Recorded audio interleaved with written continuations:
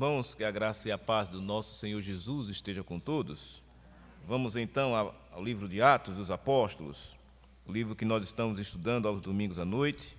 Pela manhã estamos estudando a carta aos Hebreus e à noite o livro de Atos.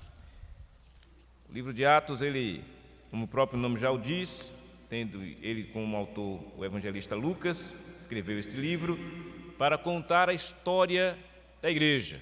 É o livro de história da igreja do Novo Testamento.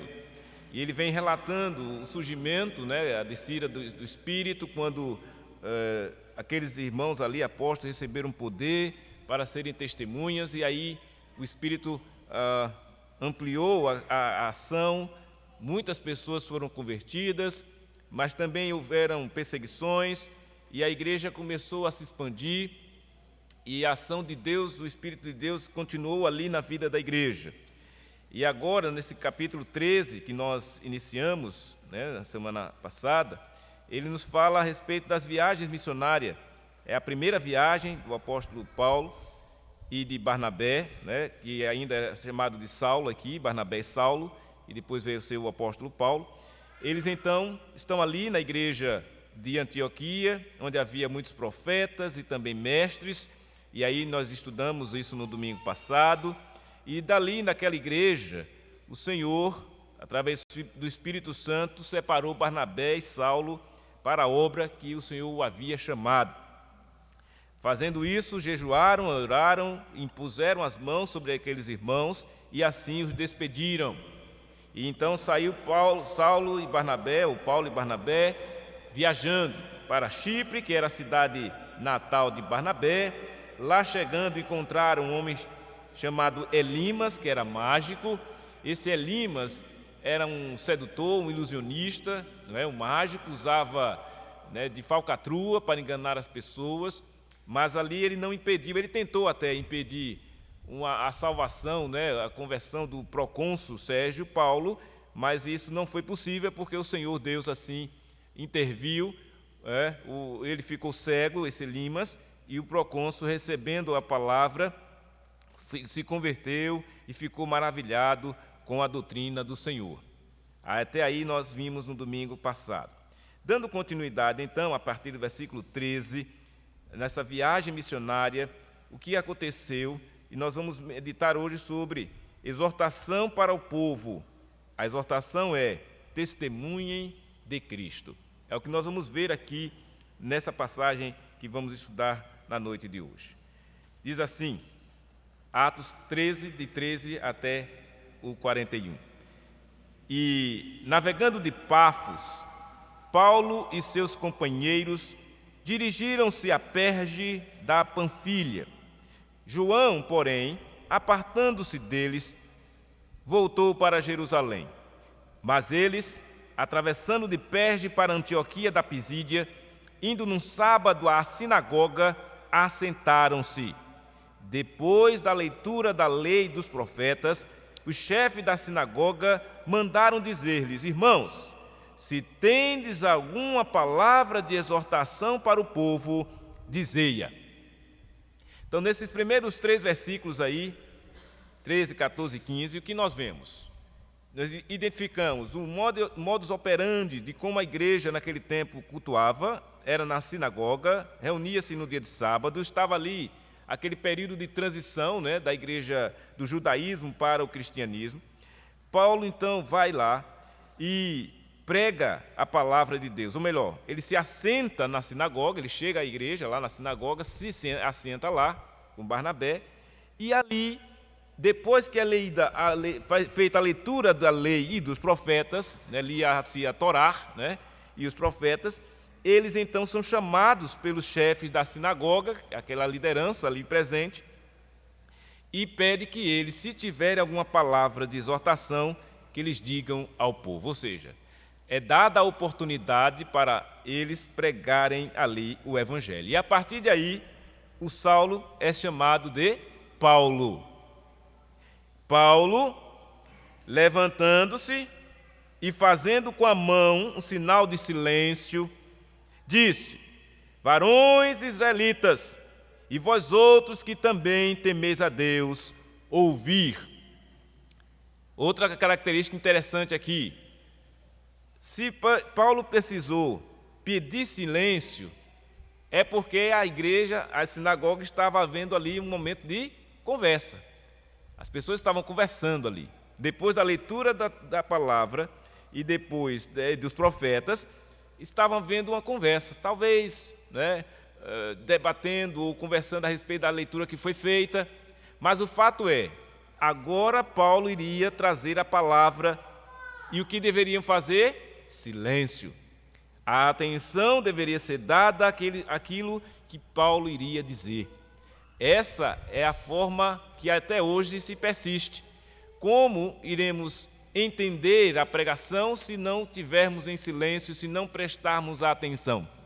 Então aqui nós vemos que mesmo na igreja primitiva, mesmo no período ali na sinagoga, já havia essa necessidade da ordem no culto, da atenção do ouvinte. E isso é evidente, em qualquer lugar é assim. Se é um professor que vai dar aula, ele precisa do silêncio da classe, senão ele vai ficar perdido, ou então ninguém vai aprender nada. Se alguém está falando, um palestrante ou é um pregador, é necessário que se haja silêncio e atenção para ouvir o que tem que ser dito.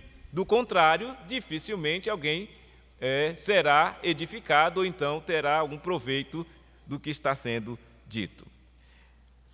Então Paulo, após pedir o silêncio das pessoas e a atenção, ele começa a descrever a respeito daquilo que Deus havia operado no meio do povo desde o Antigo Testamento. Então a introdução do sermão de Paulo é trazer à memória do povo as ações de Deus na vida do seu povo. E ele diz assim: o Deus deste povo de Israel, está falando aos israelitas e judeus, escolheu nossos pais e exaltou o povo durante sua peregrinação na terra do Egito, donde os tirou com braço poderoso e suportou-lhes os maus costumes por cerca de 40 anos no deserto.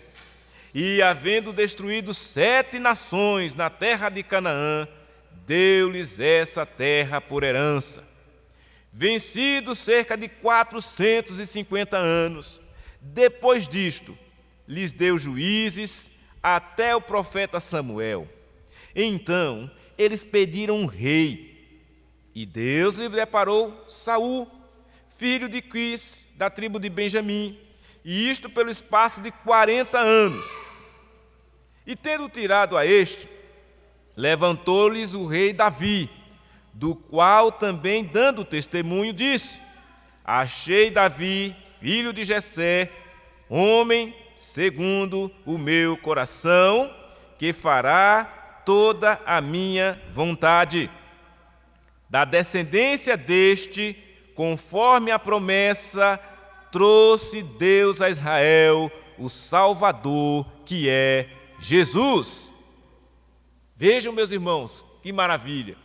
Paulo começa introduzindo o seu sermão, trazendo à memória do povo as ações de Deus até chegar em Cristo. Deus agiu no passado, levantando homens, dando juízes, levantando reis, e depois Davi, e tudo aquilo que foi feito apontava para aquele que viria a ser o Salvador do povo de Deus. O Deus de Israel, o Salvador que é Jesus, ele trouxe Jesus. Então isso certamente chamou a atenção daquele povo, porque o povo de Israel, até então, não receberam a Jesus como Messias prometido. E Paulo então faz questão aqui de expor, trazendo do Antigo Testamento até a realidade agora deles no Novo Testamento, de que aquele Jesus que eles menosprezaram, que eles mataram, que eles não quiseram, trocaram até por Barrabás, aquele Jesus que foi crucificado, morto, mas que ressurgiu ao terceiro dia, a gente vai ver isso na sequência do texto, aquele Jesus foi providência de Deus. Ele era o Salvador do seu povo. E ele começa então a mostrar, através desse testemunho, a pureza do Evangelho, a boa nova de salvação, que era para todo o povo. Qualquer judeu ali que ouvisse aquela verdade, ainda que eles não quisessem acreditar, não quisessem receber a Jesus, mas aquele era o único caminho que se existia. Só Jesus é quem é o Salvador. E Paulo, ele não mede esforços para afirmar isto, dizendo que Jesus, a descendência de Davi, veio Jesus, que é o Salvador, providenciado por Deus. Uma coisa interessante aqui é que ele deixa claro que todos esses atos que aconteceram na história do povo foi guiado por Deus. Nada aconteceu por acaso, nem nada aconteceu de acordo com a vontade das pessoas. Por exemplo, Saul. Saul foi o povo que pediu um rei, mas Deus já havia separado Davi para ser o rei. Mas Deus permitiu que Saul fosse. Ele foi o primeiro rei, né, do povo de Deus. No entanto, falhou, porque não era ele, não era o escolhido do Senhor. O escolhido foi Davi. E Deus levantou Davi. E dentre vários irmãos de Davi, o profeta foi lá e o profeta achou, deve ser qualquer um desses aí. Tinha aqueles mais vistosos, aqueles mais velhos. E foi Davi, que era o mais novo, e nem estava na hora, estava no campo. O profeta disse, não tem mais ninguém aí, porque ninguém, eu não senti, não é nenhum desses aqui. Aí o pessoal pensa, não, só tem Davi, mas Davi é pastor de ovelhas, está lá no campo trabalhando, será? Manda chamar ele. Quando vem Davi, o profeta o reconhece, é este. Então aquele homem foi trazido por Deus. Davi foi achado um homem segundo o coração de Deus, e que lhe faria toda a sua vontade. Veja, Davi não foi perfeito, humanamente falando, mas Davi foi um tipo, apontava para Cristo, como nenhum dos sacrifícios do Antigo Testamento foi perfeito, porque todos eles apontavam para Cristo. E Davi, apesar dos erros que cometeu, mas ele nunca abandonou o Senhor. Ele nunca deixou de arrepender-se dos seus pecados. Ele jamais deixou de confessar os seus pecados, como nós vimos no Salmo 32, que há pouco lemos. Ele reconhecendo que passou por situações difíceis, envelhecer os ossos, sentiu dores no corpo por causa do pecado cometido, enquanto ele calou seus pecados, mas quando ele confessa e deixa, alcança a misericórdia do Senhor. E ali a demonstração de que ele era um filho de Deus, um servo de Deus. Não era perfeito, mas Deus trabalhou na sua vida, Deus o resgata, Deus o liberta daquela condição em que ele estava se encontrando. Então, feito isso, então, Paulo expõe de maneira muito clara, para que não ficasse nenhuma dúvida de que o que ele estava falando não estava baseado na sua mente, no que ele achava, não. A base já vem lá das Escrituras do Antigo Testamento. Ele se baseia nas Escrituras para que os seus argumentos não sejam rebatidos de forma alguma, para que ninguém tenha o que dizer. Ora, Paulo é conhecedor da história, do que Deus tinha feito na vida do seu povo. E aí ele chega em João dizendo, havendo João primeiro pregado a todo o povo de Israel, antes da manifestação dele, batismo de arrependimento.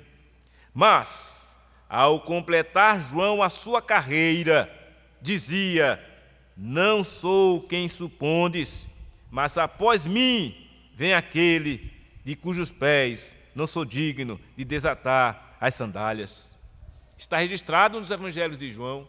João Batista estava lá dizendo, olha, aquele que vem após de mim, ele sim tem o poder. Eu sou apenas um servo. João Batista foi o precursor de Jesus, preparou o caminho para a chegada de Cristo. Irmãos, diz Paulo no seu sermão, descendência de Abraão, e vós outros, os que temeis a Deus, a nós nos foi enviada a palavra desta salvação. Paulo, então, chega na essência do Evangelho, da boa nova de salvação, e ele fala para aqueles irmãos, chamam de irmãos, né? Os que eram da descendência de Abraão, e também os outros que temiam a Deus, Os tementes a Deus eram gentios. Tinha ali, então, naquele grupo de pessoas, diante de Paulo, judeus e gentios. O ministério de Paulo, ele era abrangente. E Jesus já havia avisado que ele seria o apóstolo aos gentios. Então, Paulo está agora se dirigindo a gentios também, os tementes a Deus, e também aos judeus que ali estavam presentes naquele momento.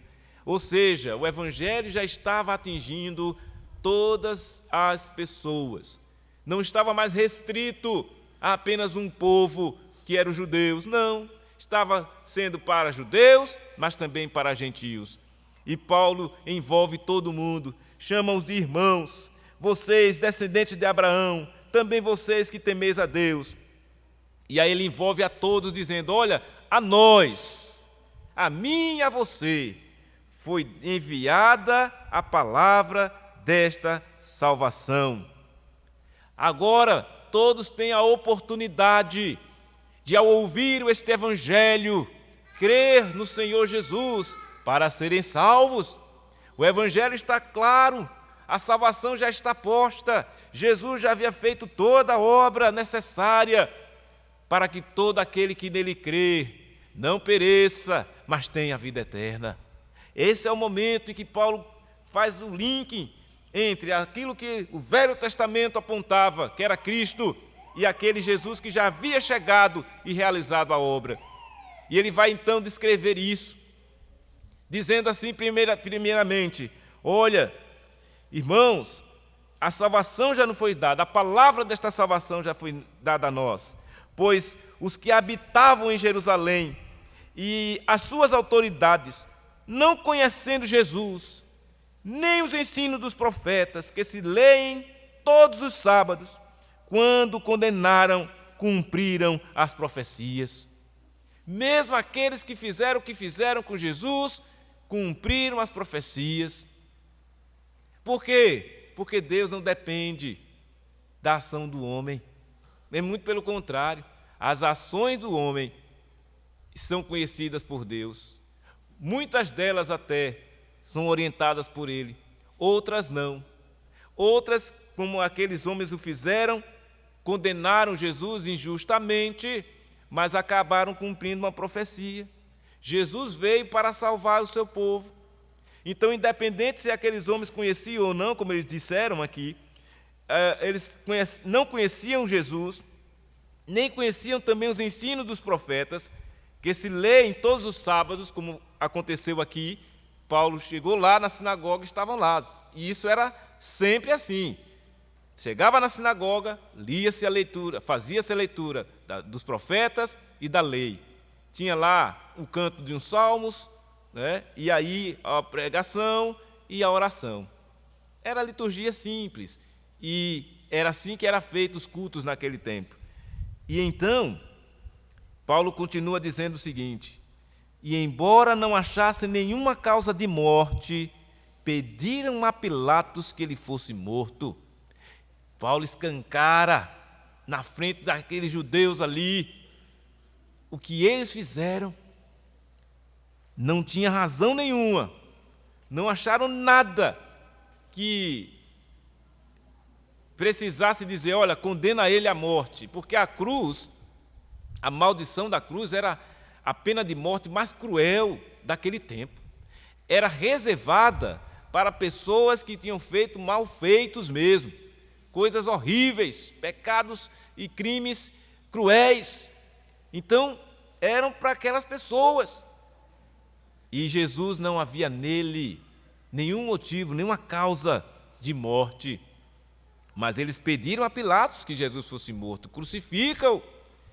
Depois de cumprirem tudo o que a respeito dele estava escrito, tirando-o do madeiro, puseram-no em um túmulo. E Paulo continua relatando a obra que foi realizada por Jesus para a salvação. A morte dele foi prevista pelos profetas e aconteceu. O seu enterro, o seu enterro no túmulo também aconteceu, conforme previsto. E aí, no versículo 30, ele diz: mas Deus o ressuscitou dentre os mortos. Então, a morte de Jesus e a ressurreição de Jesus, tão clara nas Escrituras, que eles nem creram, nem entenderam, mas tudo aconteceu conforme estava prescrito. E Jesus ressuscitou, porque foi Deus quem o ressuscitou. Deus o Pai. Deus o Pai o deu, porque é isso que aconteceu. Deus deu o seu Filho unigênito. Então, quando Jesus vem ao mundo, se encarna, ele veio porque Deus o Pai o deu, para se sacrificar mesmo, para morrer mesmo. Porque se não fosse assim, nós não seríamos salvos. Nós não seríamos o que somos hoje. Só somos hoje chamados filhos de Deus porque Jesus veio ao mundo, morreu na cruz, mas ressuscitou, venceu a morte. E Paulo continua relatando essa realidade, essa verdade, esse fato que aconteceu, dizendo: e foi visto muitos dias, pelo que com ele subiram da Galileia para Jerusalém, os quais são agora as suas testemunhas perante o povo. Agora são as testemunhas, todos aqueles que viram. Jesus passou 40 dias depois que ressuscitou, instruindo seus discípulos. Foi visto também no caminho de Emaús, dos seus discípulos. E eles ali, mesmo não reconhecendo, depois Jesus se dar a conhecer. E aconteceu tudo isso e agora eles são testemunhas perante o povo. De modo que não há como negar isto. Foi tão poderoso esse ato de Jesus que era impossível negar. As pessoas que eram alcançadas pela graça de Deus saíam efusivamente pregando o Evangelho e vivendo o Evangelho, transmitindo essas verdades, sendo testemunhas de Cristo. Então Paulo está agora exortando mesmo. Essa é a palavra de exortação. Vocês que viram, aqueles que viram, eles são agora as testemunhas perante o povo. E nós, ele diz, nós vos anunciamos o Evangelho da promessa feita a nossos pais. É isso que Paulo está fazendo.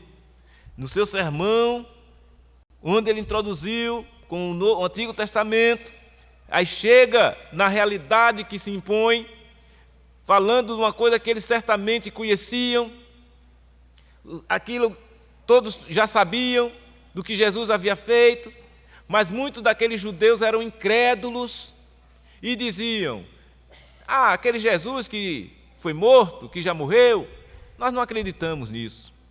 Nós não acreditamos que ele ressuscitou. Vocês viram lá nos evangelhos, eles pagaram até subornar os guardas para dizer: olha, digam aí que alguém veio e roubou o corpo desse Jesus e levou. Mas não digam que ele ressuscitou. Até isso tentaram fazer, mas não conseguiram. Era um fato real. Cristo havia ressuscitado, venceu a morte, saiu, deixou o túmulo lá vazio, e agora esteve Jesus com eles, pregando a eles, ensinando, e Paulo agora é testemunha, porque Paulo também já havia se encontrado com Jesus. No caminho de Damasco, Jesus vai ao encontro de Saulo, que agora é Paulo. Nós já sabemos, já estudamos essa história, capítulo 9 aí de Atos. Foi o momento da conversão de Paulo, quando ele, de perseguidor da igreja, passa a ser perseguido.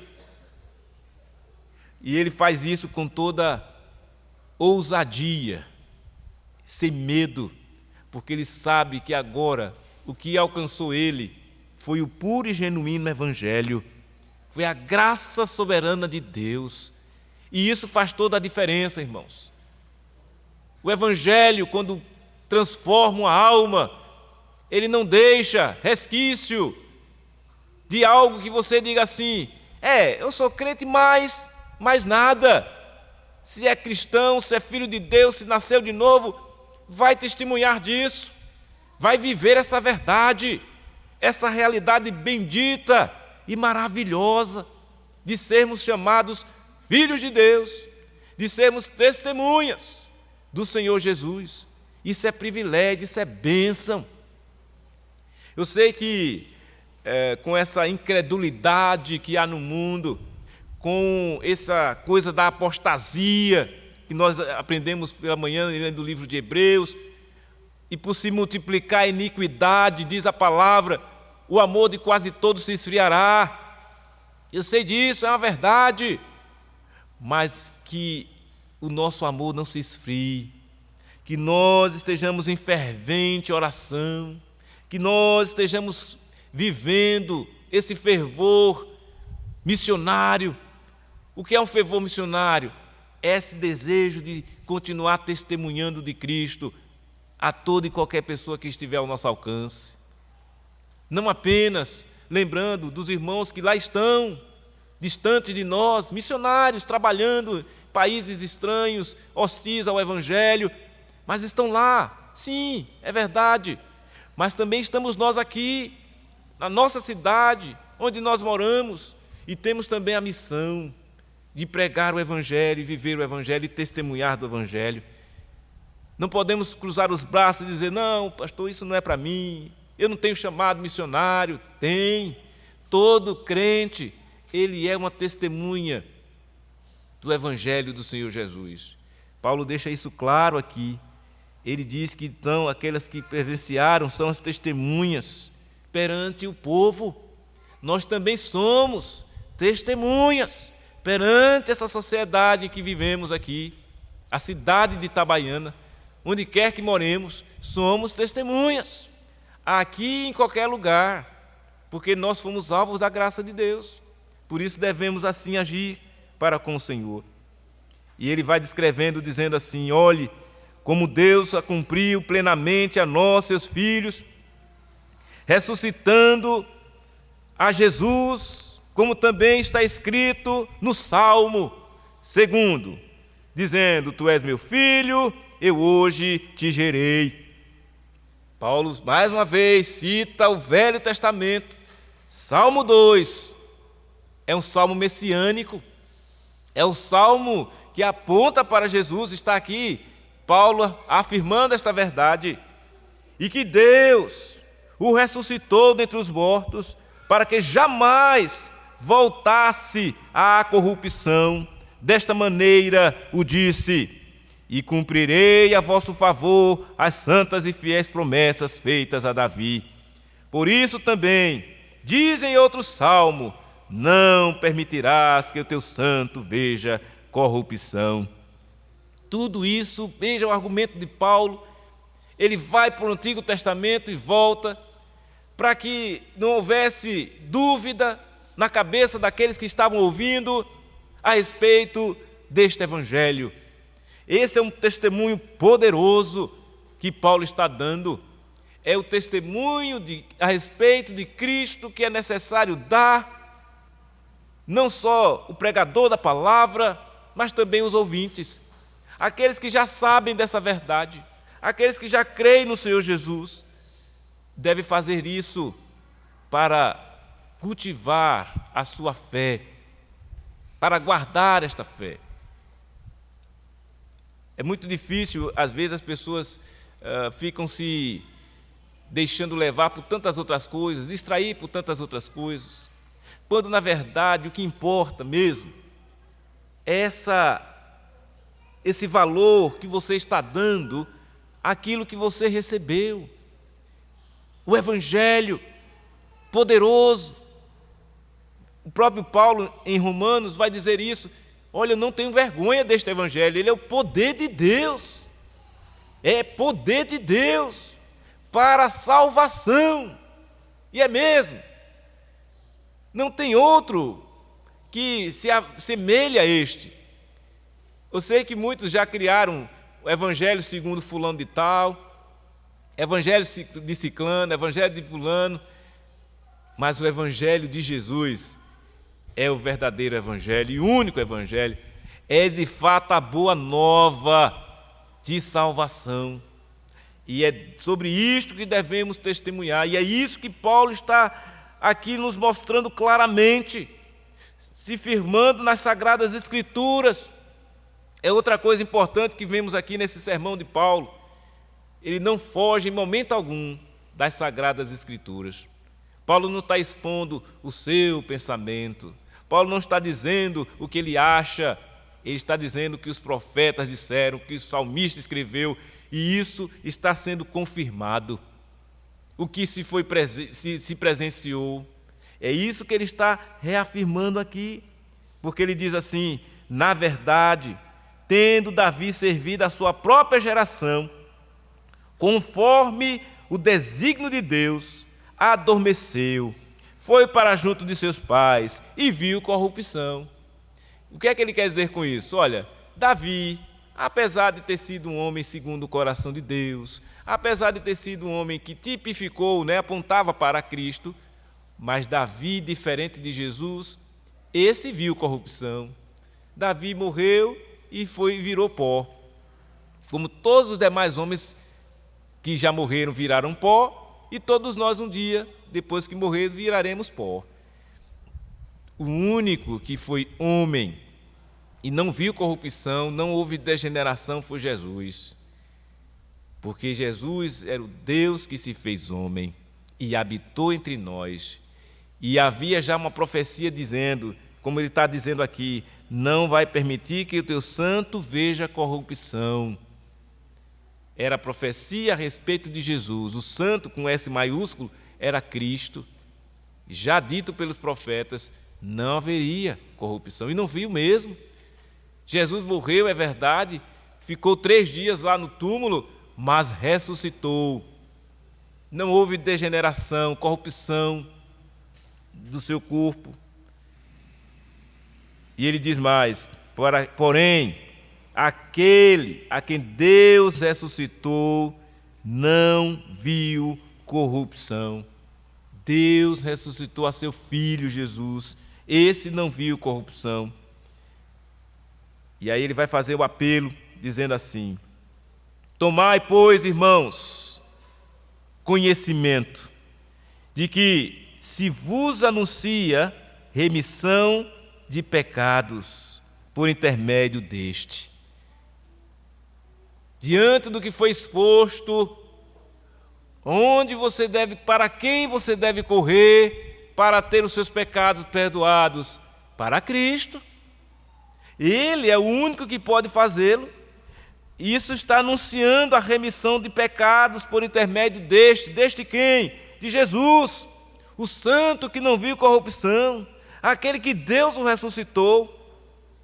E por meio dele, diz a Escritura, todo que crê é justificado de todas as coisas das quais vós não pudestes ser justificados pela lei de Moisés.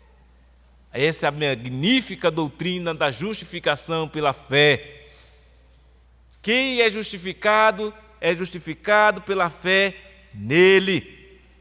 O que crê é justificado, porque a lei de Moisés não justifica ninguém. Os judeus ali presentes precisavam ouvir essa verdade, porque os judeus acreditavam que eles seriam salvos por causa da descendência, segundo a carne. Eu sou filho de Abraão, descendente de Abraão, já estou salvo. De jeito nenhum. Não é por descendência, não é por raça, não é por ser judeu, não é porque fazia a boa obra, não é porque observava a lei, porque pela lei ninguém seria nem é justificado. A única forma de alguém hoje desfrutar da justificação dos pecados é pela fé.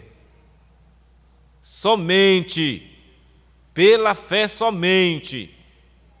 É o único caminho, o único meio que se é possível ser justificado. Você agora é tido como um justo diante de Deus, por causa do sangue de Cristo que foi derramado na cruz do Calvário. Por isso que diz o Martinho Lutero dizia no tempo do reformador, né, Martinho Lutero, ele explicando essa questão da justificação, de sermos chamados de justos diante de Deus. Ele diz, não é que você é perfeito agora, não, mas o sangue de Cristo sobre você é que o torna justo. Aí ele, para ilustrar essa verdade, ele diz, Deus, quando olha do céu, ele olha para você, ele vê o sangue de Cristo cobrindo. Por isso que você agora é justo diante de Deus. Não é por obra, não é porque você observou a lei, é porque Cristo derramou seu sangue na cruz e aquele sangue nos purifica de todo pecado. Essa é a essência do Evangelho. E então ele apela e diz assim, notai, pois, que não vos sobrevenha o que está dito nos profetas. Notem, porque o Evangelho está exposto, a verdade está dita, é necessário crer no Senhor Jesus para a sua salvação. Então anotem o seguinte, se vocês não venha sobre vocês aquilo que os profetas disseram. O que foi que os profetas disseram? Vede, ó desprezadores, aqueles que desprezam. Eu não quero saber dessas verdades, do Evangelho, são os desprezadores. Ó desprezadores, maravilhai-vos e desvanecei, porque eu realizo em vossos dias obra tal que não crereis se alguém vô-la contar. Isso está dito lá em Abacuque 15, 1 versículo 5. O profeta Abacuque disse isso. Então veja, toda a argumentação de Paulo no seu sermão é dada em cima das Sagradas Escrituras do Velho Testamento. Ele não foge em nenhum momento disso. Do início ao fim, Paulo vai usando a própria Escritura.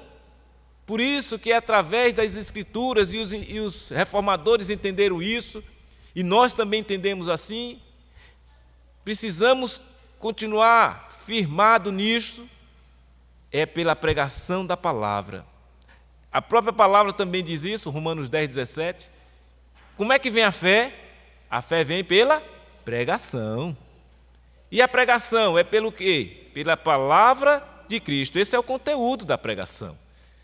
A pregação não pode ser usada para ficar brincando, contar piada, falar a respeito da vida pessoal da pessoa. Não. A pregação é para mostrar o Evangelho, é a boa nova de salvação. A pregação tem que falar ao coração do pecador que precisa ouvir a respeito da situação dele. Ele está em pecado, está vivendo longe de Deus e para se livrar disso, ele precisa de crer em Jesus para a sua salvação. Porque Jesus veio fazer isto. Ele veio salvar o seu povo dos pecados dele. Então não tem outro conteúdo a ser pregado a não ser isso. É Cristo, do início ao fim. Toda a pregação tem que apontar para Ele. Pode-se falar de qualquer outra coisa, mas a aplicação tem. O que isso tem a ver comigo? O ouvinte tem que entender que ele está diante de duas possibilidades únicas. Uma possibilidade de vida ou a possibilidade da morte. Ou se viverá eternamente, ou se morrerá eternamente. Ou será salvo, ou continuará perdido. E isso é a maravilha da palavra de Deus, que não deixa dúvida. É sim, sim ou não, não. Ou é ou não é. Não tem crente mais ou menos. Ou é salvo ou é perdido.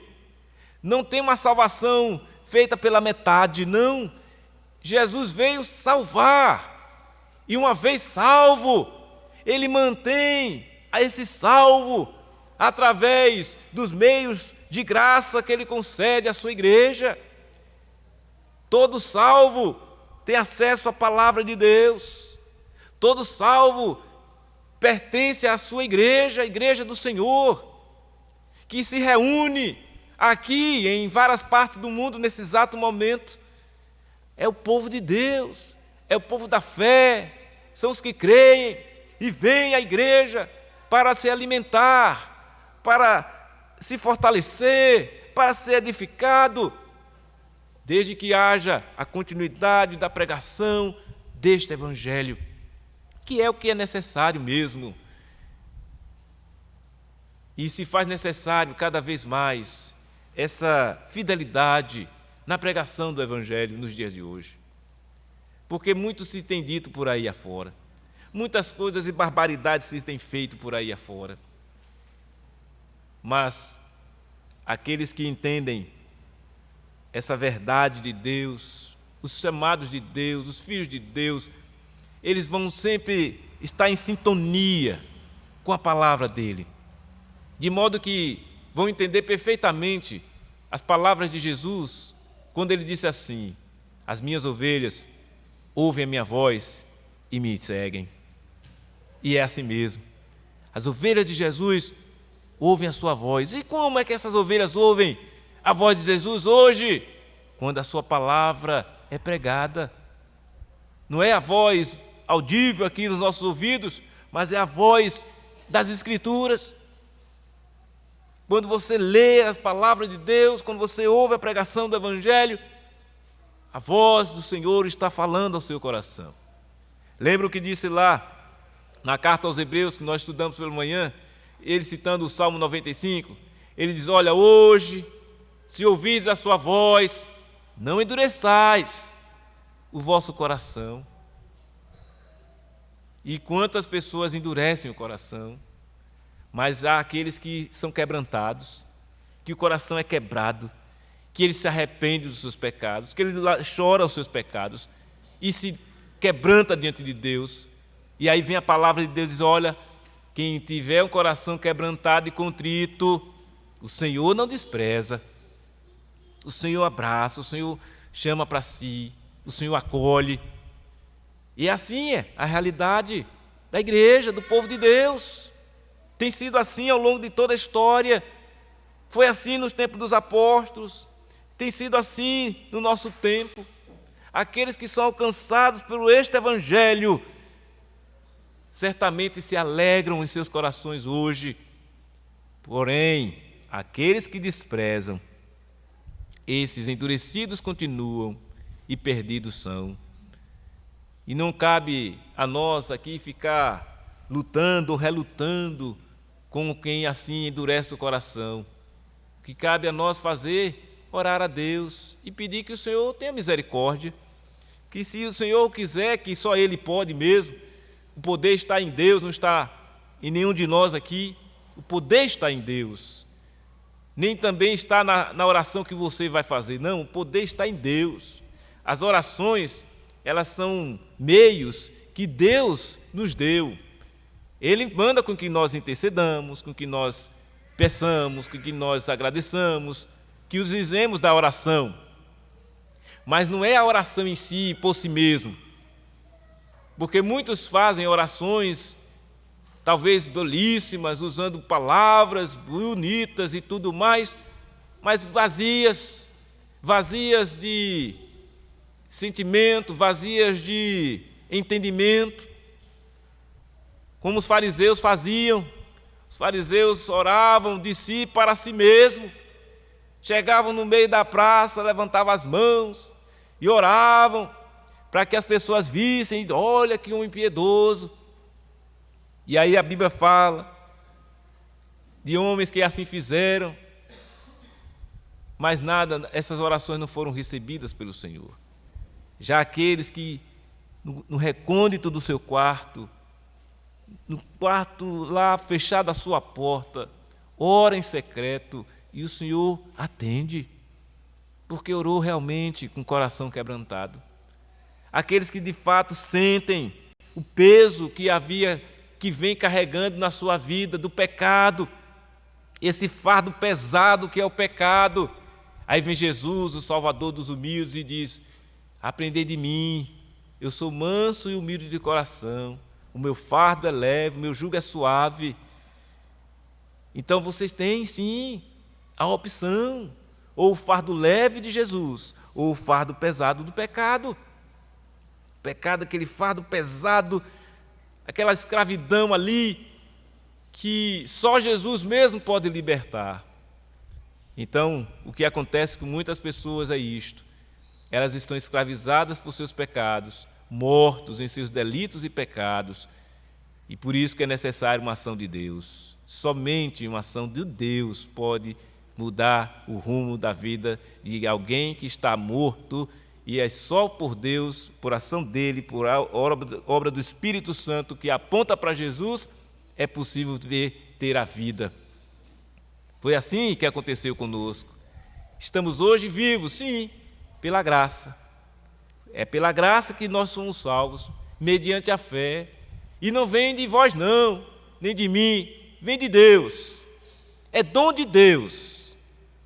Então não adianta ficar as pessoas se degladiando, insistindo: olha, se eu fizer determinadas coisas, campanha disso, campanha daquilo, reza disso, reza daquilo, vai dar tudo certo, Deus vai ouvir, vai ter misericórdia. O Senhor já disse, tem que ir para Jesus.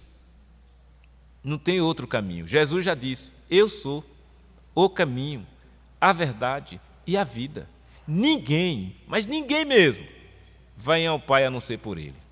Então, Paulo deixa claro para aqueles irmãos ali, para aquelas pessoas que estão ouvindo ele, tementes a Deus, irmãos segundo a carne, da descendência de Abraão. Paulo também era judeu, mas ele está falando ali para todo tipo de pessoa agora. Era o apóstolo aos gentios, foi lá em Antioquia e falou aquelas pessoas ali, e certamente o Senhor abençoou a vida de muitos, como vinha fazendo em outros lugares. Esse trabalho não foi em vão, essa viagem de Paulo não foi em vão, porque de todas as formas, irmãos, o Evangelho ele vai trazer os seus efeitos, de todas as formas. Ou vai promover a salvação dos que hão de crer, ou a condenação dos que não creem. Não tem jeito. Das duas, uma. Ou a pessoa que ouve a pregação irá crer no Senhor Jesus para ser salvo, ou ela vai ouvir e vai agir como o versículo 41 vai dizer: desprezar. E desprezando essa maravilha que é o Evangelho, e desprezando os feitos do Senhor, vão acabar numa situação trágica, que é o juízo eterno de Deus, o inferno, a condenação eterna.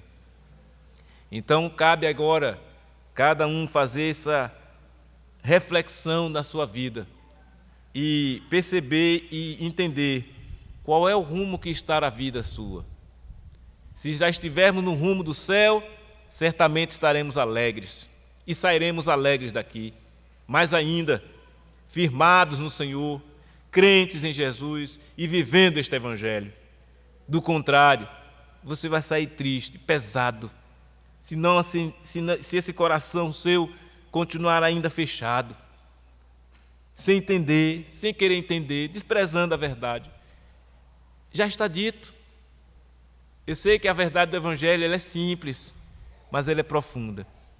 Eu sei que a verdade do Evangelho ela não deixa dúvida, mas a dúvida que pode acontecer é aquela obra daquele inimigozinho que nós temos, como fez acontecer lá, na primeira pessoa que recebeu a semente, parábola do semeador, e aí diz o texto, é do coração duro. A semente foi e rebateu, e o diabo tomou e nem permitiu. Então a pessoa não foi alcançada. A graça não agiu naquele coração. Mas eu gosto sempre de ver aquele lado último, que é aquele que a semente cai e germina, e frutifica, e dá fruto, 30, 60, 100 por um. Essa é a minha expectativa, irmãos. Quando prega-se o Evangelho, é que a semente germine no coração dos crentes, naqueles que são eleitos de Deus, naqueles que Deus tem chamado para si. E assim, o Senhor há de acrescentar dia a dia os que vão sendo salvos. E que nós possamos, como salvos que somos hoje, testemunhar dessa verdade. E essa é a exortação que Paulo fez ali ao povo, e a exortação que é feita também para todos nós. Testemunhemos de Cristo, vivamos a nossa condição de vocacionados por Deus, chamados pelo Senhor, na condição de salvos que somos agora, testemunhemos dessa verdade. Que o nosso dia a dia seja essa realidade bendita e maravilhosa de sermos chamados filhos de Deus, de não ser nada de capa. A pessoa, não, tem fulano é uma capa de crente. Não, que isso não seja conosco. Nós somos crentes sim, de verdade.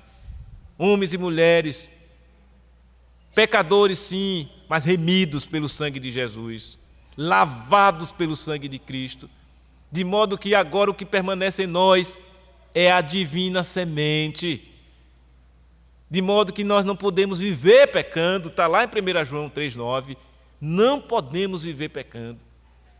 O que temos que viver agora é essa beleza do Evangelho, a luz do Evangelho, que certamente tem se expandido nas trevas que esse mundo é. Que Deus assim nos conceda da sua maravilhosa graça e que nós continuemos assim, irmãos, a testemunhar de Cristo em nossas vidas, em nossas famílias, no nosso trabalho, no nosso dia a dia, para que o nome do Senhor seja louvado e engrandecido. Ó Deus bendito, Deus amado, nós louvamos e agradecemos ao Senhor pela Tua palavra que nos trouxe nessa noite, que nos exorta, enquanto povo do Senhor, a testemunhar de Cristo. Assim como fez o Teu servo, o apóstolo Paulo, que pregando essa palavra àqueles ouvintes, os levaram, ó Deus, certamente a assumir esse compromisso sério com o Senhor, e daqueles que desprezaram, a continuar debaixo do juízo do Senhor. E a nós cabe-nos então transmitir estas verdades. Que o Senhor então opere nos corações de todos aqui presentes. Que todos aqui saiam edificados pela Tua palavra. É o que te pedimos assim, ó Deus, que continues a operar nos corações de todos aqueles que são Teus, que o Senhor mesmo escolheu antes da fundação do mundo. E que todos nós aqui sejamos testemunhas vivas daquilo que o Senhor tem feito e continuará a fazer no meio da Tua igreja e por meio dela. É o que pedimos assim, no nome santo de Jesus, Senhor e Salvador nosso. Amém. Receber a bênção, irmãos. Que a graça do Senhor Jesus, o amor de Deus e a